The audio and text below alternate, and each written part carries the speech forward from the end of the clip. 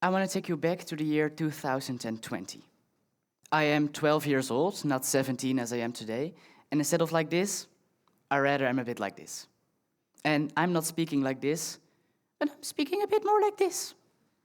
However, regardless of all those things that make me a child, I have the opportunity to share my thoughts in a speech to the regional government officials in my province. I am standing in this big building full of serious-looking adults with ties.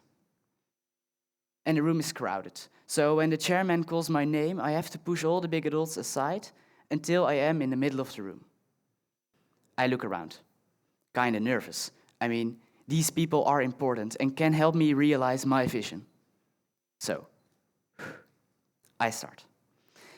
I make the case that adults should listen more to the opinions of children, that adults should take better care of global warming to protect our future, and that adults should ensure that every child has equal opportunities to grow and develop, regardless of their gender, background, or their family's financial situation. Done, I thought. Because many politicians agree with me, but one isn't, and she has to make sure that everyone in the room understands it. So she dismisses my speech by accusing my parents of using me in a political debate. So she didn't believe it was my opinion. She actually says, and I quote, "You are being abused.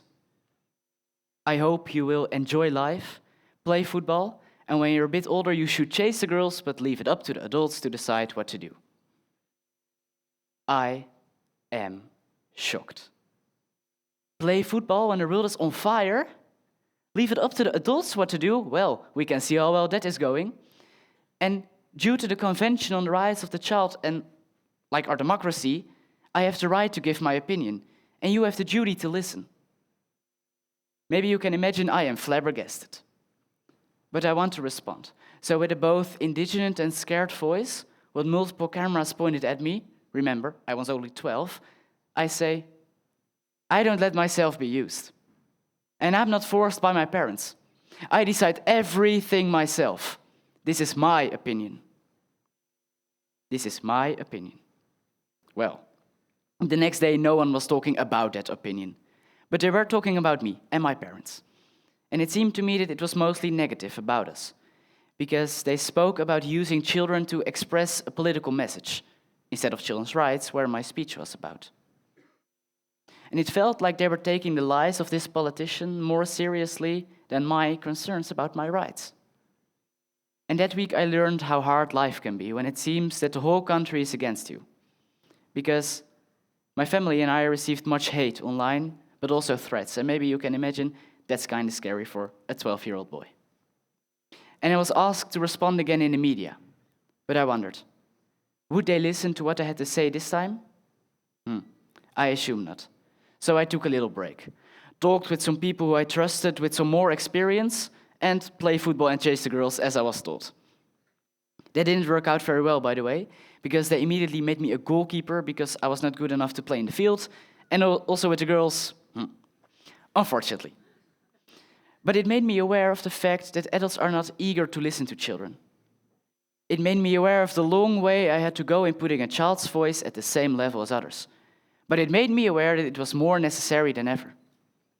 Because if we don't stand up for our lives and our future, who will? And maybe that points out a bigger question. Should we listen to children? Should we listen to them when we talk about their lives and their future? Clearly, this politician thinks not, and I think we should, with on my side the UN Convention on the Rights of the Child, but let's leave that there for now. It seems like a good question, and a ground for a good discussion. But let me change this question. Should we listen to women? Should we listen to poor people when we talk about their lives and their future? Should we listen to Jews or to Muslims? Or to people who are voluntarily wasting their days listening to TED Talks? Should we listen to them? Or should we tell them, leave it up to us men, Christians and rich people to decide what to do? Well, now it is a weird question, right? If you clip me saying it on this red carpet, not only I, but also TED would get cancelled. Even asking it. Of course we should listen to them. They are part of our society. They're full-fledged citizens. And that's true. But nobody wanted to cancel me when I asked this about children. I mean, we are part of our society too, right? And for this uneven treatment, we have a word. Discrimination. We are discriminated against. Even in the most advanced democracies or in the most economic developed countries, we are forgetting children.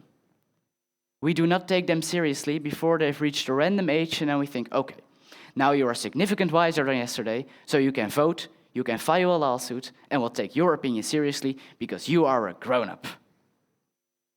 But what about us? What about the children? I mean, we have to live with the consequences. For instance, when we have to pay more tax on our soda, can't go to the football club because it's too expensive, or can't go to the library because it's shut down. It's not weird to ask us what we think about this, right? So, adults are talking about us and about our lives without us. Without listening to our concerns, opinions, and ideas to solve the problems of today and tomorrow. And some might say that children are not mature enough to participate. But let me ask you, what is maturity? If it is eating decently or pretend like you're listening when something is very boring, okay, then maybe adults are, in general, more mature. But I rather want Greta Thunberg taking care of global warming than Trump. Or Malala instead of the Taliban when it comes to human rights. So, who is more mature now? Besides, the power of children is exactly that they are not very mature yet when it comes to politeness or responsibilities. But that makes our vision different. And the vision children have is different from that of adults. Of course, we are looking to the world from a lower perspective.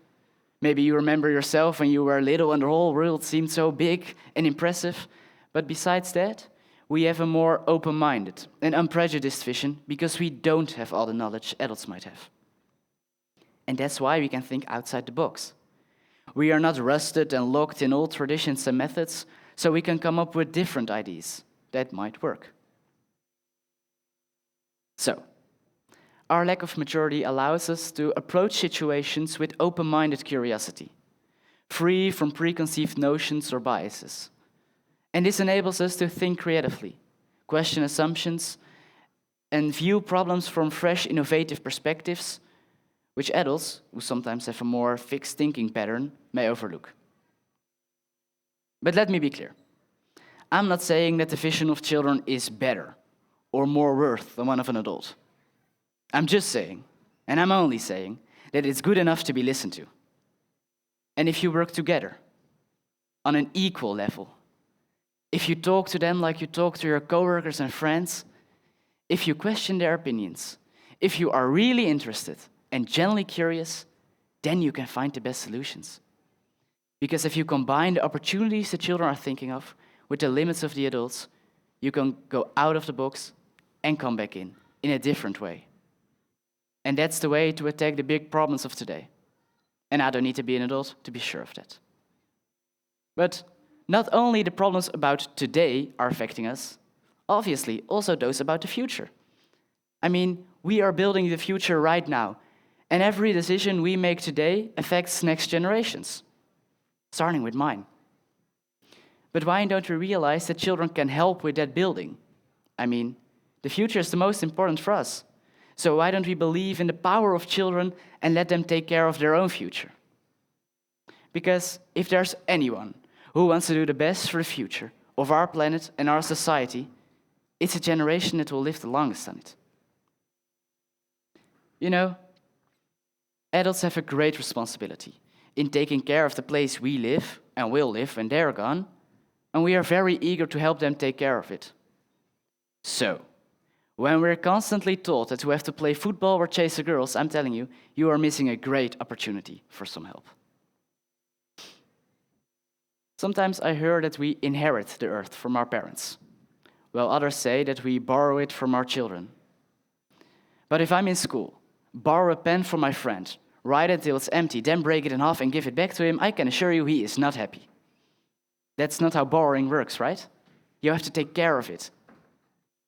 In fact, why are we even borrowing our planet? We should be sharing it, because It's not like we aren't living here right now too. It's our world also. Besides, it's just not fair. I mean, we have to tell the next generations how we came up there. But we can do a thing about it. But have to explain why the pen is both empty and broken. So, we need to change. Because if we don't change in the right direction now, the world will do it in the wrong one. And because of that, we need to adapt our way of thinking. We need to adapt our way of seeing children, and we need to adapt our culture.